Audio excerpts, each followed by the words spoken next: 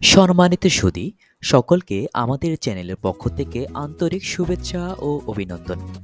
আজকের zero tax return ভিডিওটি যাদের জন্য, যারা স্বল্প ইনকাম করছেন বাট ট্যাক্সেবল ইনকাম নাই, যাদের জিরো রিটার্ন, যারা ছাত্র, গৃহিণী কিংবা বেকার রয়েছেন, ইউটিউবার, ফ্রিল্যান্সার যারা জিরো রিটার্ন দেবেন। অর্থাৎ আজকের ভিডিওতে আপনি কিভাবে জিরো রিটার্ন সাবমিট করবেন অনলাইনে তা দেখাবো স্টেপ বাই স্টেপ। সো ভিডিওটি স্কিপ না করে যদি আপনি পুরো ভিডিও দেখেন তাহলে বুঝতে পারবেন কিভাবে জিরো রিটার্ন দিতে হয়। সম্মানিত সুধী, আপনি যদি আমার চ্যানেলে নতুন হয়ে থাকেন তাহলে সাবস্ক্রাইব করতে ভুলবেন না যেন। আর সবাইকে লাইক বাটনে ক্লিক করতে অনুরোধ করছি। তাহলে চলুন আমরা শুরু করি। প্রিয় সম্মানিত সুধী, আপনার হাতে থাকা ল্যাপটপ কিংবা স্মার্টফোন দিয়ে আপনার গুগল ব্রাউজারে গিয়ে এরকম ই রিটার্ন লিখে আপনি সার্চ দেবেন। সার্চ দেওয়ার পরে এরকম ই রিটার্ন লেখা আসবে ওয়েবসাইটটি, এখানে আপনারা ক্লিক করবেন। ক্লিক করার পরে আপনারা এরকমই আপনারা দেখতে পারবেন যেখানে লেখা থাকবে জাতীয় রাজস্ব বোর্ড বাংলাদেশ, ই রিটার্ন এখানে রয়েছে, রিটার্ন ভেরিফাই রয়েছে। এখানে আমরা ই রিটার্নে আমরা ক্লিক করব। ই রিটার্নে ক্লিক করার পরে এখানে রয়েছে I am not yet registered. আপনি যদি এই ই রিটার্নে রেজিস্ট্রেশন করে না থাকেন তাহলে এখানে ক্লিক করে আপনারা রেজিস্ট্রেশন করে নেবেন। এবং আমি যেহেতু আজকে দেখাবো আমার যেহেতু এখানে রেজিস্টার করা রয়েছে, এখানে আমি আই অ্যাম অলরেডি রেজিস্টার এখানে আমি ক্লিক করব। ক্লিক করার সঙ্গে সঙ্গেই এরকম আপনারা দেখতে পারবেন যেখানে আপনার রয়েছে টিন নাম্বার, এখানে আপনারা আপনাদের টিন নাম্বার দেবেন, এখানে আপনারা আপনার পাসওয়ার্ড দেবেন, দেন হচ্ছে এখানে ক্যাপচা যেটা রয়েছে এখানে ক্যাপচা দেবেন। ক্যাপচা দেওয়ার পরে এখানে সাইন ইন দিলেই আপনাদেরকে লগ ইন হয়ে যাবে। সম্মানিত সুধী, লগ ইন করার পরে আপনারা এরকম একটা উইন্ডোজ পেজ আপনারা দেখতে পারবেন।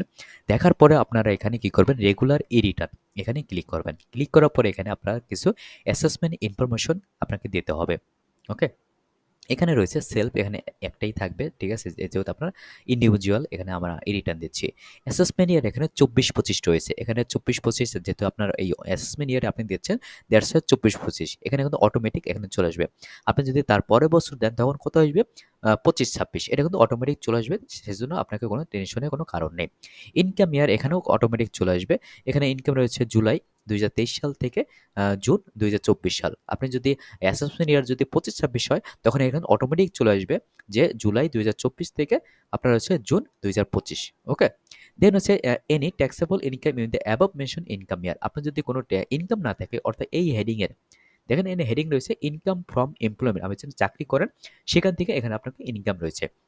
আপনার যদি স্বল্প পরিমাণে কিছু ইনকাম থাকে, এখন আপনি জিরো রিটার্ন দিতে চাচ্ছেন, সো আপনি কি করবেন, এখানে কিন্তু ক্লিক করবেন। ওকে, এখানে ক্লিক করে তারপর আপনি যে মাসের যে ইনকামটা করছেন সেই ইনকাম আপনি ফিল আপ করবেন, সেটা আমি স্টেপ বাই স্টেপ দেখাচ্ছি। ওকে, এখানে দেখুন আপনার যদি কোনো ইনকাম যদি না থাকে, যারা গৃহিণী রয়েছে, যারা হচ্ছে বেকার রয়েছে, যারা ছাত্র রয়েছে, তাদের বিশেষ কোনো প্রয়োজনে তাদের ট্যাক্স রিটার্ন জমা দেওয়া লাগতেছে, তখন তারা কি করবেন, এখানে নো বাটনে ক্লিক করবে।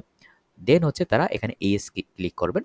তারপর দেখেন এই যে হেডিং রয়েছে এখানে কোনো এখনো সিলেক্ট করা যাবে না, অর্থাৎ এখানে কি বলা হচ্ছে তাদের কোনো ইনকাম নেই, কোনো ট্যাক্সেবল কোনো ইনকাম নেই, তো তারা কি করবে, জিরো রিটার্ন দেবে। সো এখানে তারপর কি করবে, সেভ বাটনে ক্লিক করে স্টেপ বাই স্টেপ তারা এভাবে সেভ বাটনে ক্লিক করে তারা কি করবে, সম্পূর্ণ কি, যেহেতু ইনকাম তাদের জিরো, এখানে কোনো ইনকাম হেডে তাদের কোনো ইনফরমেশন দেওয়া লাগবে না। ওকে, তারা এভাবে জিরো রিটার্ন দিতে পারবে। পরের স্টেপে তারা কি কি করবে সেটা আমি দেখাচ্ছি। ওকে, এবং যাদের স্বল্প ইনকাম রয়েছে তারা কিভাবে করবে, তারা এখানে ইয়েস থাকবে। ওকে, দেন হচ্ছে তারা মনে করুন কিছু ইনকাম করে মাসে, ধরুন তারা 20,000 25,000 ইনকাম করে, সেক্ষেত্রে এখানে এস এখানে এখানে ক্লিক করবে।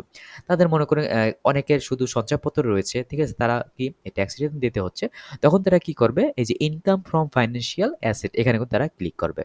ওকে, অনেকের শুধু ইনকাম ফ্রম রেন্ট রয়েছে, শুধু বাড়ি ভাড়া থেকে শুধু ইনকাম রয়েছে, তারা কিভাবে জিরো রিটার্ন দেবে, তখন তারা কি করবে, এই যে ইনকাম ফ্রম রেন্ট এখানে তারা ক্লিক করবে। ওকে, ওকে, আমরা এখন আরেকটি বিষয় দেখি। এখানে কি বলছে, any income which is fully exempted from tax. আমার কোনো যদি মানে ইনকাম থাকে যেটা আমার কোনো সম্পূর্ণ প্রভাকার কি ট্যাক্স ফ্রি, তখন আমি এখানে কি করবো, ইয়েস বাটনে ক্লিক করবো।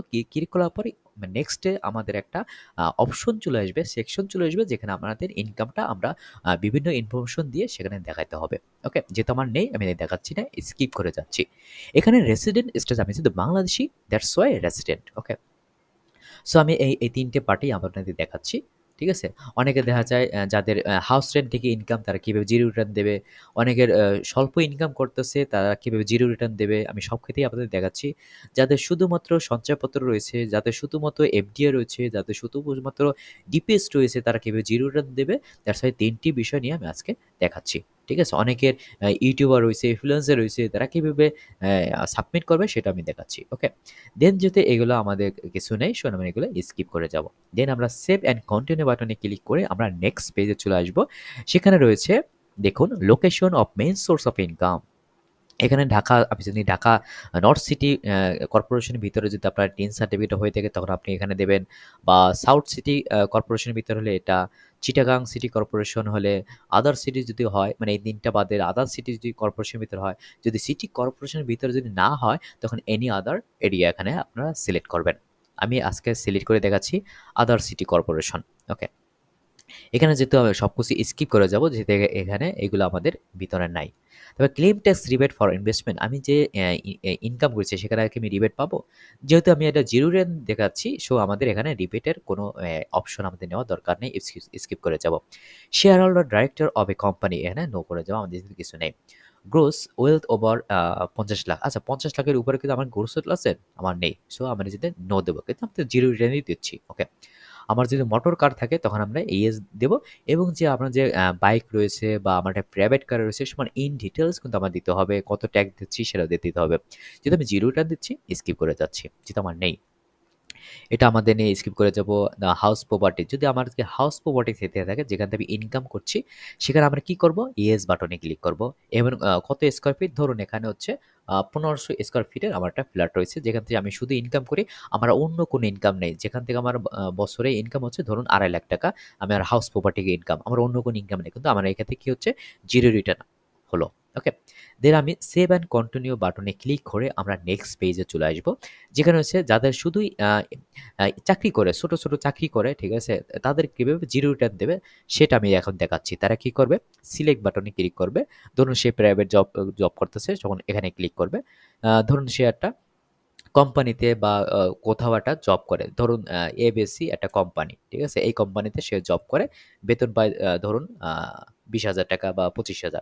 তার ডেজিগনেশন হচ্ছে ধরুন এক্সিকিউটিভ, সে ডেজিগনেশন এক্সিকিউটিভ অফিসার দিয়ে দিলাম। আ দেন হচ্ছে তার বেসিক হচ্ছে ২০,০০০, ধরুন বেসিক ২০,০০০, তাহলে ধরুন তার ১ বছরে ১ মাসে যা হবে তার ১২ দিয়ে গুণ। ধরুন তার ওই অর্থ বছরে সে ৬ মাস জব করছে। তো ৬ মাসে তার টোটাল যোগফল কত হলো সেটা এখানে বেসিক চলে আসবে। ঠিক আছে? ধরুন তার হচ্ছে আমি ১.৫ লাখ টাকা ধরি। ঠিক আছে? তার বেসিক স্যালারি হচ্ছে ১.৫ লাখ। হাউস রেন্ট, অ্যালাউন্স, ঠিক আছে? সবকিছুই এইটার ভিতর তার চলে আসলো। ঠিক আছে? সবকিছু এখানে যে মেডিকেল অ্যালাউন্স, কনভেন্স অ্যালাউন্স সেগুলো সবই পাচ্ছে এরই ভিতরে। যদি আপনি আলাদা, আলাদা ভিতরে যদি থাকে তখন আপনি এটা আলাদাভাবে এখানে দিতে পারেন। ধরুন তার এই টাকাটা আসে, তারপর মেডিকেল ধরুন এই টাকাটা আসে। আপনারা আপনার স্যালারি সার্টিফিকেটে সেটা এখন আপনারা দিতে পারেন। ওকে? এই টাকাটা আছে ধরুন ফেস্টিভাল বোনাস এই টাকাটা। এরকম পাচ্ছে। হ্যাঁ? এবং এখন কথা হচ্ছে যারা হচ্ছে জিরো রেট এখানে কিছুই নেই। আমি শুরুতে যেটা বললাম, ঠিক আছে? ওই অপশন সিলেক্ট করবে তখন কিন্তু তাদের এই অপশনটা আসবে না। ওকে? দেন আমরা এখানে সেভ বাটনে ক্লিক করব। ওকে? এখানে আবার দেখাচ্ছি যাদের শুধুমাত্র সঞ্চয়পত্র থেকে ইনকাম, বা যাদের শুধুমাত্র মনে করুন ডিপিএস থেকে ইনকাম রয়েছে, তারা এখানে শুধু সিলেক্ট করবেন। তাদের তো এই অপশনটা আসবে না যেহেতু সিলেক্ট করবে না শুরুতেই। ঠিক আছে? বা রেন্ট থেকে তাদের ইনকাম সেই অপশনটা আসবে না। তারা শুধু ফিল আপ করবে ইনকাম ফ্রম ফাইন্যান্সিয়াল অ্যাসেট। ধরুন তার একটা সঞ্চয়পত্র রয়েছে। ধরুন এখানে আমি সিলেক্ট করলাম একটা সঞ্চয়পত্র রয়েছে।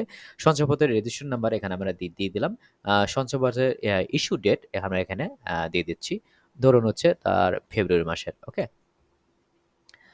তার ভ্যালু ধরুন তার সঞ্চয়পত্রে রয়েছে ৳৩,০০,০০০। ওকে? সেখান থেকে সে প্রফিট করছে লাস্ট ৩ মাস পর, পর যেহেতু ধরুন এখন তো আপনাদের ইনফরমেশন জানিয়ে রাখি, ডিসেম্বর থেকেই কিন্তু শুরু হচ্ছে। আপনি প্রতি মাসে পাবেন। আর ৩ মাস পর, পর যে একটা লং লিভ প্রসেস, ঠিক আছে? ৩ মাস পরে আপনি একটা প্রফিট পাচ্ছেন সেটা না। এখন আপনি প্রতি মাসে, মাসে আপনার কাছে আপনার ইন্টারেস্টটা পৌঁছে যাবে আপনার ব্যাংকের মাধ্যমে। ধরুন এখানে সে ৳৩,০০০ তার প্রফিট, এবং ৳৩০০ হচ্ছে তার হচ্ছে টিডিএস দিচ্ছে। হ্যাঁ? দেন এখানে সেভ বাটনে ক্লিক করবেন। ওকে? দেন হচ্ছে আপনারা কি করবেন, ধরুন তার একটা ডিপিএস রয়েছে, সো এখানে এখানে সিলেক্ট করতে হবে ইন্টারেস্ট অ্যান্ড প্রফিট এখানে। ওকে, ধরুন কোন ব্যাংকে ডিপিএস রয়েছে, ধরুন তার ব্যাংক এশিয়াতে তার ডিপিএস রয়েছে। সেই ডিপিএস এর অ্যাকাউন্ট নাম্বার এখানে দিয়ে দেবেন। ধরুন তার ডিপিএস সে করেছে ধরুন 1,00,000 টাকা,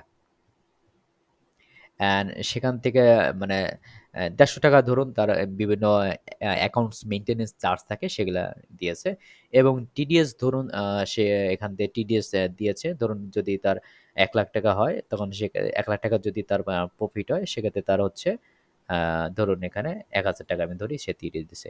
এভাবে দিয়ে আপনারা এখানে সেভ বাটনে ক্লিক করবেন। ওকে,